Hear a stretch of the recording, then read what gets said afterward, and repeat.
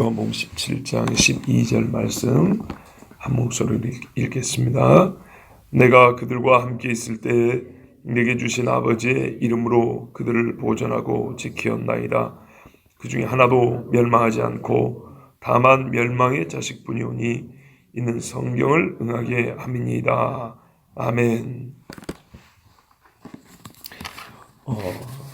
11절하고는 조금 달리 12절은 예수님이 제자들을 지켰다는 이야기를 하고 있습니다.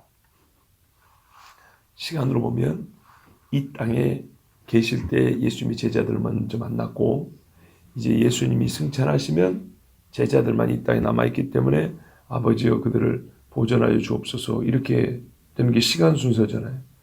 근데 예수님의 기도 순서는 아버지여 내가 떠나니까 이들을 보존하여 주십시오, 그럽니다. 내가 이 땅에 있을 때도 아버지의 이름으로 제가 이 사람들 지키지 않았습니까? 내가 아버지의 이름으로 지킬 수 있는 사람들이었고, 아버지가 이들을 지키는데 아버지의 이름을 쓸 수 있도록 허락해 주신 사람들입니다.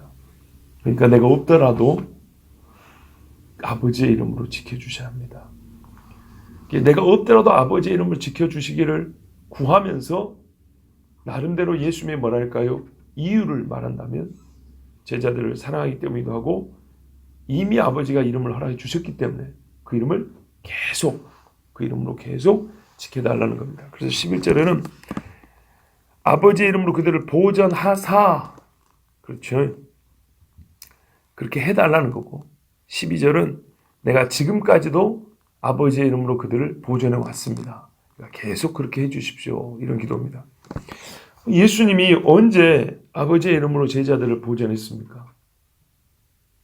예수님이 이 땅에 오셨고 사역을 시작하실 때, 세례받을 때 성령이 내렸잖아요. 이는 내 사랑하는 아들이요 내 기뻐하는 자라 그랬잖아요.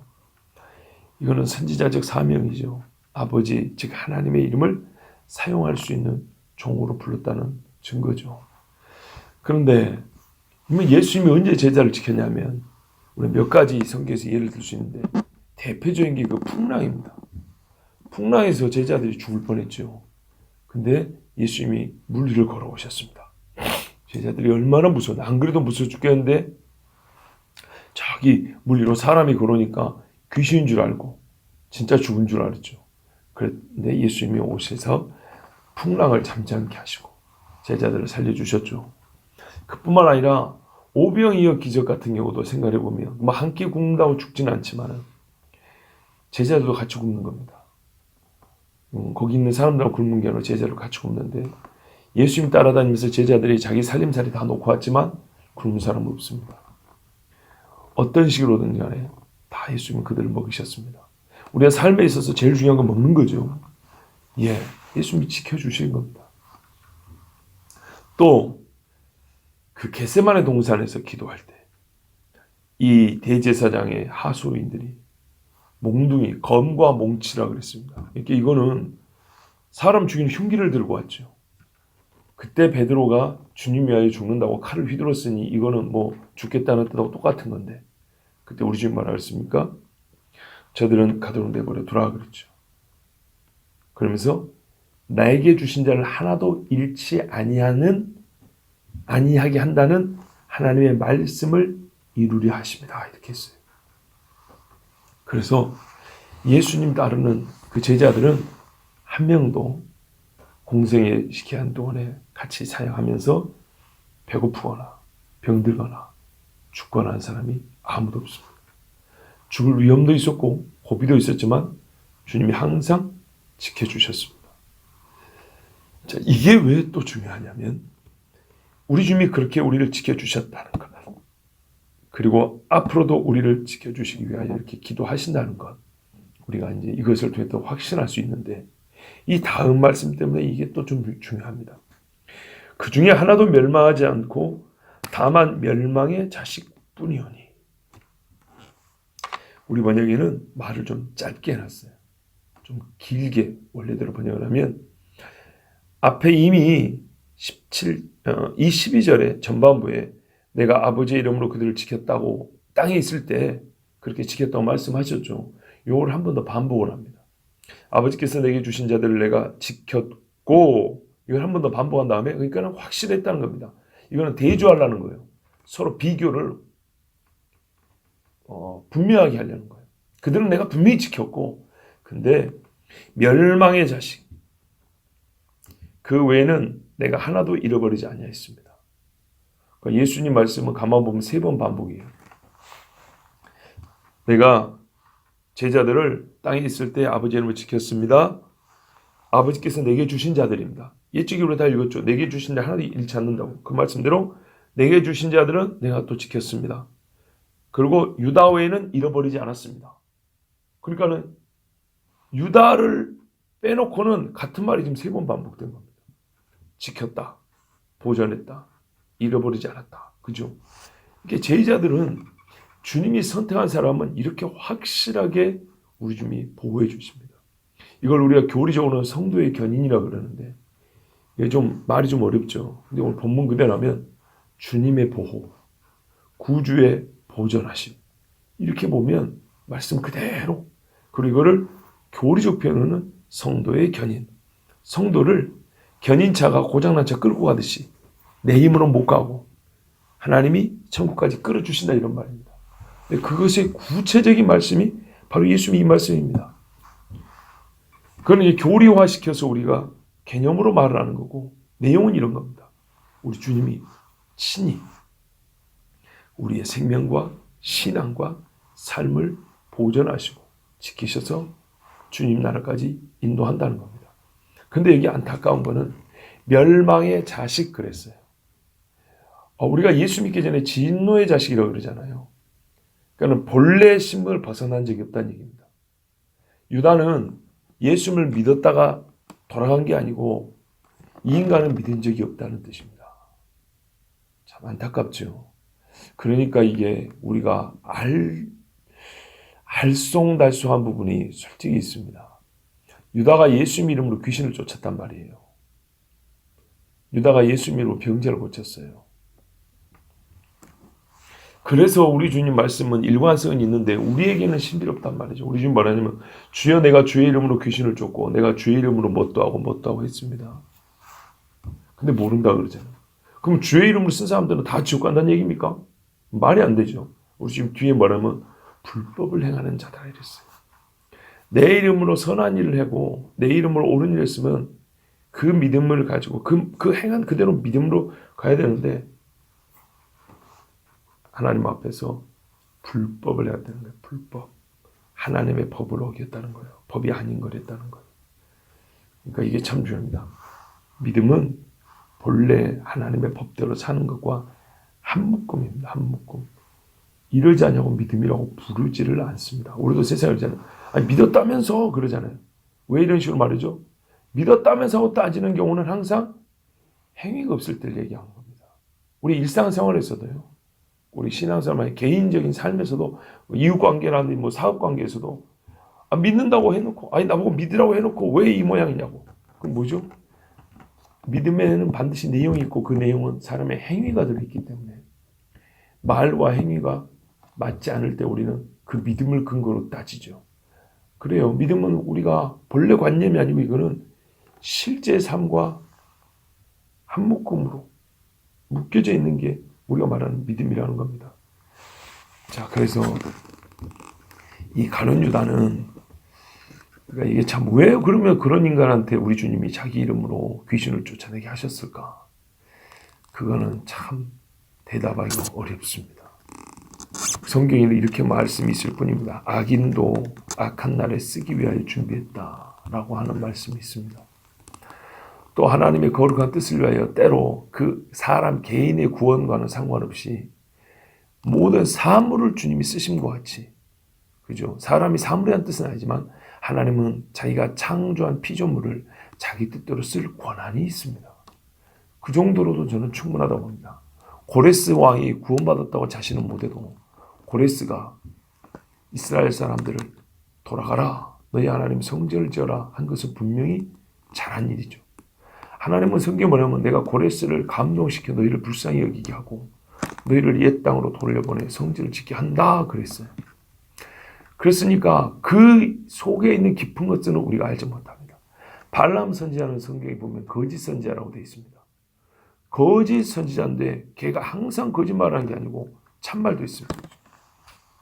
민수기 24장에 3번 반복해서 하나님의 말씀을 대언했습니다. 어떻게 대언했냐면 이스라엘을 저주하라 했더니 나는 저주할 수 없다. 하나님이 축복한 자를 내가 어떻게 저주하랴 하면서 계속 이스라엘 축복했습니다. 거기에 아주 놀라운 것도 있죠. 왕이 들고 있는 권위의 지팡이 조그만 거 있죠. 그것이 온다 그랬어요. 유다에게 온대요. 그리고 그걸 별이라고 이렇게 말했어요. 이 말씀을 근거해서 동방박사도 별을 보고 주님 찾으러 왔단 말입니다. 거짓말이 아니네요. 근데 왜 발람이 거짓 선지하죠? 참말을 예언했는데. 희한하죠. 분명히 참말을 예언했는데 왜 거짓 선지하라 그러냐. 그가 한때는 참말을 어쩔 수 없이 예언했어요. 하나님이 천사를 벌고 죽여버린다 하니까 너 말 잘해라 그러니까 한때는 어쩔 수 없이 자기의 생명의 이 위협을 받으니까 주님 주신 대로 말을 했지만 어떻게 해요? 그의 속마음이 여호와를 경외함과 두려움으로 완전히 바뀌지 않았다는 겁니다. 근본이 바뀌지 않아요. 근본이. 그래서 그가 나중에는 집으로 간다 하고 다시 와가지고 모압 왕 발락한테 내가 그 이스라엘 저주를 못했는데 저 사람들 깰 수 있는 방법을 하나 가르쳐 줄게. 지금 미디안하고 연합했잖아. 미디안 여자들 그 미인들을 골라가지고 미인계 쓰면은 저놈들 다 따라올 거라고. 그래서 이스라엘의 광야 2세대 참 잘 크고 있던 애들이 24,000명이 죽었어요. 얼마나 집단적인 음란과 범죄를 저지르고 우상숭배를 저지르는지. 그래서 이 발람의 이야기는 뒤에 신약성경에도 두고두고 반복되죠. 유다서나 요한계시록은 발람의 교훈. 베드로 같은 경우는 이 미친 선지자 이렇게까지 얘기를 했단 말이죠. 그러니까요. 어느 한때를 보면 반드시 이 사람은 정직하게 말을 했어요. 유다도 예수 이름을 썼어요.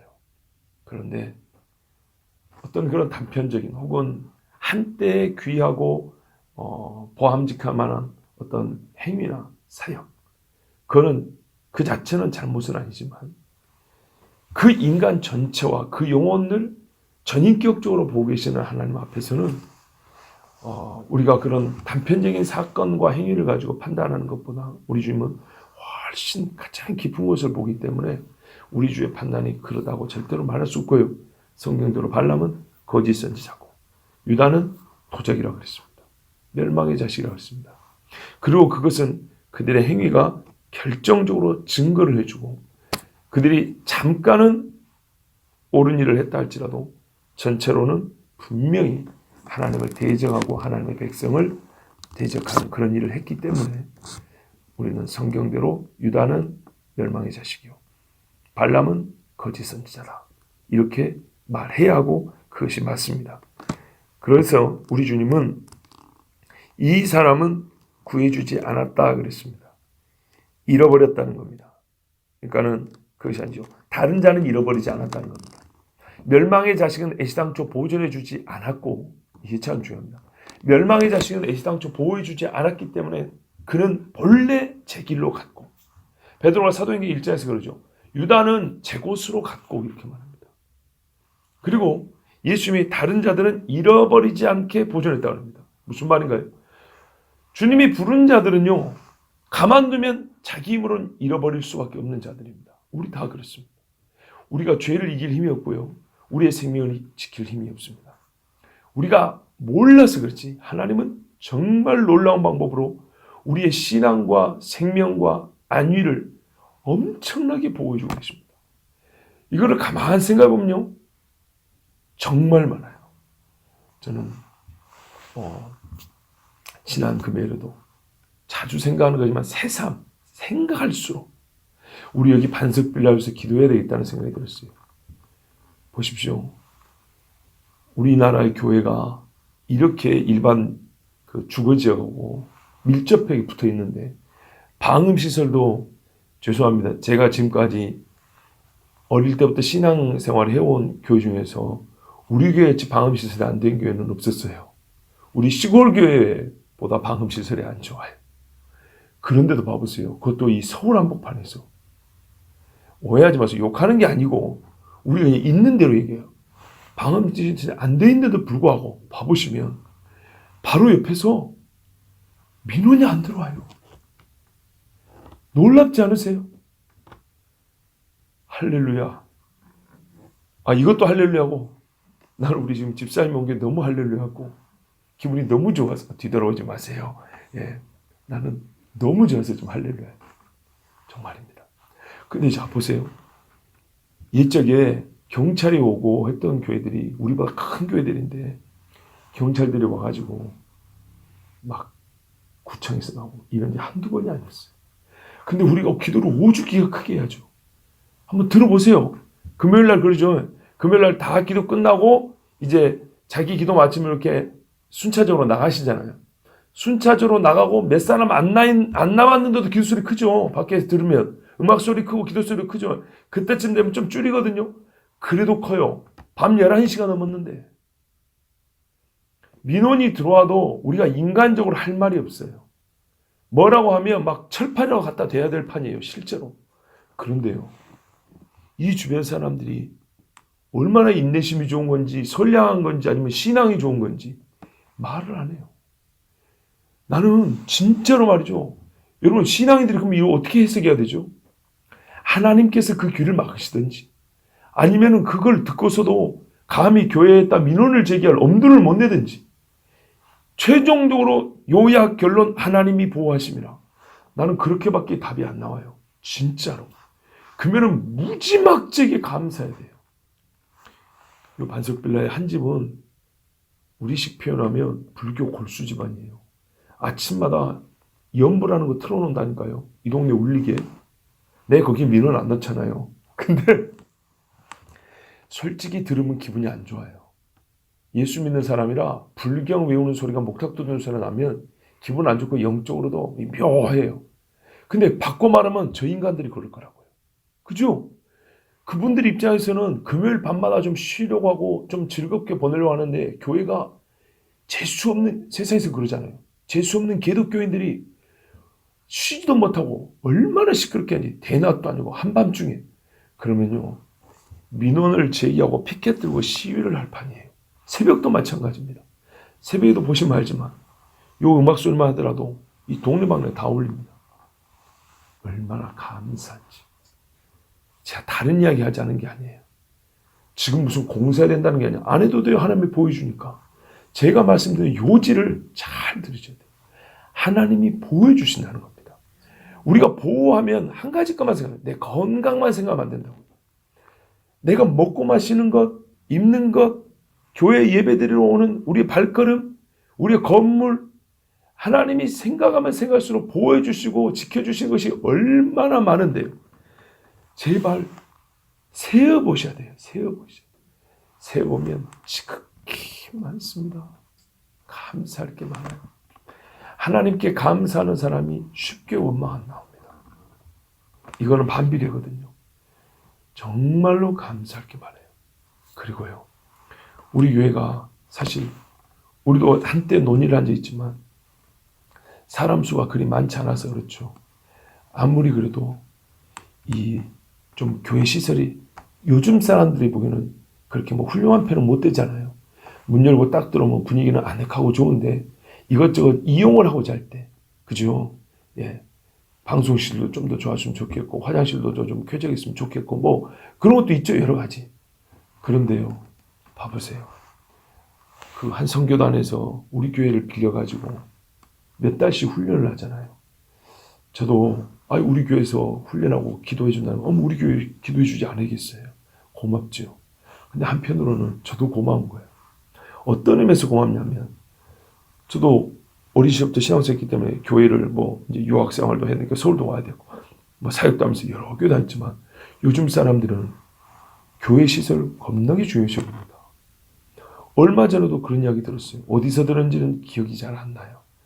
저 개인적으로 그걸 그렇게 중요시하지 않기 때문에 개인적으로는 그렇게 중요한 문제는 아니지만 보통 사람들은 중요시 여기기 때문에 누군가 하는 얘기를 제가 옆에서 들었는데, 교회 시설이 얼마나 중요하냐 하면서 자기들끼리 얘기하는 소리를 들었어요. 우리 교회 교인은 아니었던 것 같은데 하여튼 어딘가에서 들었어요. 그만큼 중요시 여기는 거예요. 어디서 들었던가, 노예 가서 들었던가, 하여튼 어디서 들었어요. 그런데도 보세요. 이 예배당을 꽉 채울 만한 사람들이 와가지고 60명, 70명까지 앉아가 60명, 한 50명, 60명 앉아가지고 하루 내내 모이면 길게 앉은 사람이 7시간 있고 짧게는 3시간 정도까지 4시간 훈련받고 하는데 얼마나 본인들에게서는 개인적으로 불편한 것들이 있겠어요. 그런데 그런 불편한 얘기 하나 없이 우리 교회에서 기도하고 우리 교회에서 훈련하고 싶다고 원하여 먼저 말을 해주고 그리고 잘 쓰고 고맙고 좋다고 그리고 자기들끼리 또 얘기를 해서 길류의 소리가 좋더라. 감사하지 않습니까? 하나님께서요 영적으로 우리에게 허락하신 거룩한 영성을 허락해 주지 아니하시면 교회의 문을 열고 들어왔을 때 어떤 교회는 시설은 좋아도 영적인 온기가 없는 데가 있어요.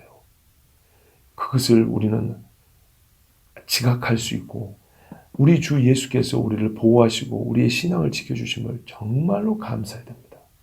진짜로 감사해야 됩니다. 우리 주님이 그랬어요. 내가 저희를 지켰나이다. 우리 주님이 밥만 먹였습니까? 아니요. 그들이 떨어지지 아니하도록 지켰습니다. 베드로에게도 네 믿음이 떨어지지 않도록 내가 기도하겠다고 그랬습니다. 우리 주님이 이렇게 이 땅에 계실 때 제자들을 지켜주셨고 지금도 우리를 지켜줍니다. 그렇지 않으면 우리는 한 사람도 절대로 죄를 이기지 못합니다. 저도 어린아이들을 키우면서 제 어릴 때도 생각나는데 저보다는 나은 것 같습니다만 애기들이 자라면서 반드시 악한 것들이 속으로 진짜 물밀듯이 쓰나미처럼 유입이 들어와요. 새까만 물들이. 갑자기 애들이 생각지도 못했던 말들을 해요. 깜짝 놀라죠. 이건 그냥 놀라는 게 아니라요. 가슴이 무거워지는 좋지 않은 말들을 할 때가 있어요. 다 밖에서 들어온 것들이에요. 제가 아기가 있기 전에 또는 조그만 아기 하나 키울 때 했던 말이 우리가 교육을 할 때 무언가를 더해주고자 교육하는 것을 하기 전에 이미 세상에서 받아온 것들이 너무 많다는 걸 알고 그 속에 있는 더러운 것을 끄집어내주는 교육을 먼저 해야 된다. 끄집어내고 이거를 소질하고 좋은 거를 집어내는데 우리가 부모들이 욕심이란 것은 계속 몸만 계속 부어주기만 하면 애가 잘 먹고 잘 크고 훌륭한 사람들 같은데 그렇지 않냐다. 이미 훌륭하게 크지 못할 악한 소질과 소양들을 세상에서 많이 배워보고 보니까 그거를 제거해줘야 된다는데 그 부모가 그걸 모를 수도 있지만은 이렇게 가만 보면 보입니다. 어제와 다른 오늘의 모습이 보인다고요. 그런 것들 제거인데 제가 지금 그걸 실제로 경험하고 있습니다. 예, 새 애기들이 이제 학교를 가니까 온갖 잡동사니들이 다 들어오는데 그거 하나하나 긁어주고 제거하는 것도 제 힘으로 안 됩니다. 여러분의 설교는 큰 소리를 해도 다 아시잖아요. 살아보면 아시잖아요. 제 식구 단속하기가 참 어려운 거 아시죠? 그거 참 어렵더라고요. 그러나 우리의 해야 될 일이기 때문에 최선을 다합니다. 그래서 항상 우리가 뭐라 기도합니까? 하나님, 자식은 주셨지만 하나님께서 보호해 주셔야 되고 하나님께서 믿음을 주셔야 하고 생명도 지켜주셔야 하고 우리가 항상 그렇게 기도합니다. 애기들이 소풍만 가고 어디 견학만 가도 오늘 하루 동안 이 아이의 생명과 안전을 지켜주실 분은 우리 하나님이십니다. 부모가 따라갈 거예요, 어쩔 거예요. 그거 못하잖아요. 항상 이 기도를 놓치시면 안 됩니다. 연세가 드신 분들은 자녀가 그렇잖아요. 나이가 어리나 많으나 자녀는 자녀죠. 저도 저희 부모님 앞에 가면 아들일 뿐입니다. 그럼 항상 저희를 위해 기도한다 그럽니다. 예. 그 기도는 우리 주님이 원하시는 기도고 우리 주님도 제자들을 위하여 보존하여 주시길 기도했으니 부모된 여러분도 꼭 기도하시고 주여 나를 보호해 주신 것 같이 나를 보존하신 것 같이 우리 자녀들도 보존하여 주옵소서 이렇게 기도하십시오. 성도의 견인은 교리로만 되는 것이 아니고 우리의 믿음이 하나님의 약속에 믿음이 있어야 우리 주님은 그것을 우리 눈에 확연하게 보일 정도로 주님의 이 은혜의 사슬로 묶어서 사슬은 좀 그렇지만 묶어서 생명길로 걸어갈 수 있도록 그렇게 인도해 주시는 걸 우리가 볼 수 있습니다. 그리고 실제로 우리 교회적으로 볼 때도 제 눈에는 보입니다. 얼마나 감사한지요. 이는 성경을 응하게 함이니이다. 많은 이 예수님의 제자들을 우리 주님이 보존하셨고 이 멸망의 자식 하나만 보존하지 않았다는 것은 성경을 응하게 하려 함이라 했는데, 대표적으로 시편 41편 말씀하고 시편 109편 말씀입니다. 시편 41편에 잘 나와 있는데 그 중에 우리가 잘 아는 부분이 이 부분입니다. 내가 신뢰하여 내 떡을 나눠 먹던 나의 가까운 친구도 나를 대적하여 그의 발꿈치를 들었나이다. 이 부분 많이 들으셨죠? 그러하오나 주 여호와여 내게 은혜를 베푸시고 나를 일으키사 우리 주님은 일어나요. 내가 그들에게 보응하게 하옵소서. 우리 주님이 원수를 감다 그랬죠. 이로써 내 원수가 나를 이기지 못하오니 주께서 나를 기뻐하시는 줄을 내가 알았나이다. 이 시편의 말씀을 응하게 하려 함이라 그랬어요. 그러니까 이 응함은 유다만 망했다는 것을 말하는 게 아니라 주님이 이기심을 동시에 응하게 하려 합니다 하는 뜻입니다. 또 시편 109편에 보면 나는 사랑하나 그들은 도리어 나를 대적하니 나는 기도할 뿐이라. 이사야서에도 보면 예수님이 악인을 위하여 기도했다 이렇게 되어 있습니다. 히브리서에도 주님이 통곡과 간구로 기도했다 그랬습니다. 그들이 악으로 나의 선을 갚으며 미워함으로 나의 사랑을 갚았사오니 악인이 그를 다스리게 하시며 사탄이 그의 오른쪽에 서게 하소서.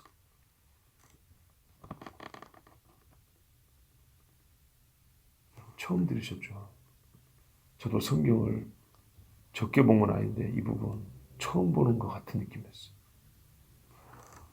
굉장히 무섭습니다. 사탄이 그의 오른쪽에 서게 하소서. 다윗은 뭐라 그랬냐면요. 주께서 내 오른편에 계심으로 내가 요동치 아니한다 그랬거든요. 시편 16편인가 보면 그렇게 돼 있어요. 내가 어떻게 여호와 앞에 설까 이 부정한 자가. 이게 다윗의 고민인데 나의 중보자 그분이 내 오른편에 계심으로 내가 담대하고 요동하지 않고 하나님 앞에 설 수 있다 이거군요. 근데 거꾸로 합니다. 이 성령이 인을 치고 구약성에 보면 붓을 가지고 하나님이 선택한 자들 머리 이마에 표를 하라 그러죠. 마귀가 따라해서 짐승의 표를 이마에다 새기는 거거든요. 꼭 반대로 합니다. 그런데 다윗은 주께서 내 오른편에 계시는 그런데 우리 주님 말하면 주의 원수된 자들은 사탄이 그의 오른편에 서 있게 하소서 이랬어요. 그러니까 마귀를 보니까 가룟 유다를 멸망의 자식이라고 그런 겁니다. 사단이 책임지는 자입니다. 그래서 어떻게 되냐? 그가 심판을 받을 때 죄인이 되어 나오게 하시며 그의 기도가 죄로 변하게 하시며 기도를 안 했다는 것도 아닌데요. 기도가 죄가 되어버린대요. 얼마나 무섭습니까?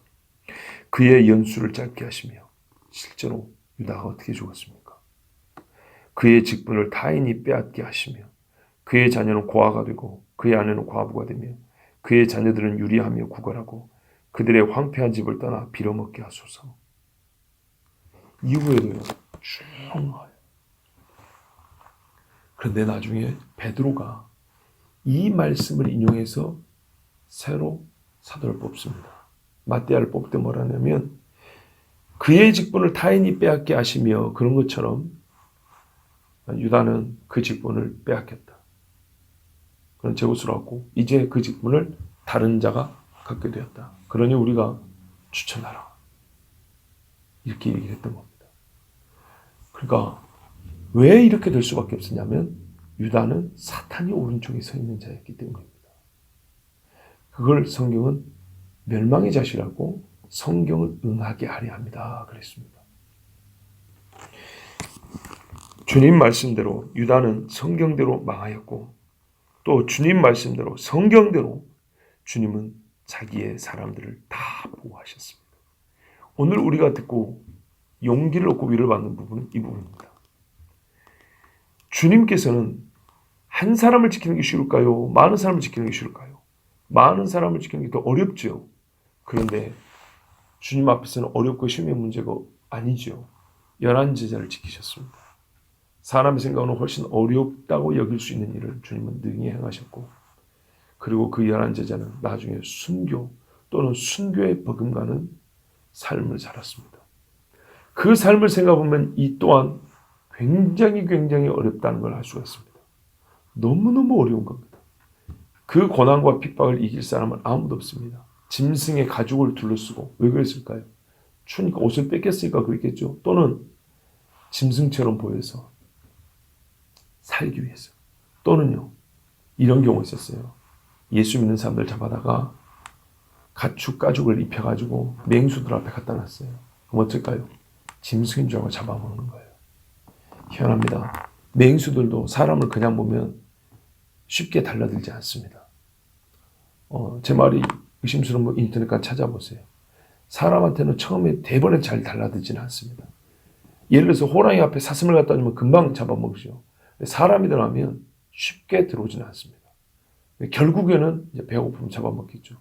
그래서 사람에게 쉽게 안 오니까 사람 몸에다가 짐승 다른 가죽을 씌워놓으면 그 짐승으로 이렇게 오해를 하고 금방 와서 물립니다. 이래서 죽임을 당한 사람이 많은 겁니다. 옛적이 로마 때 그랬습니다.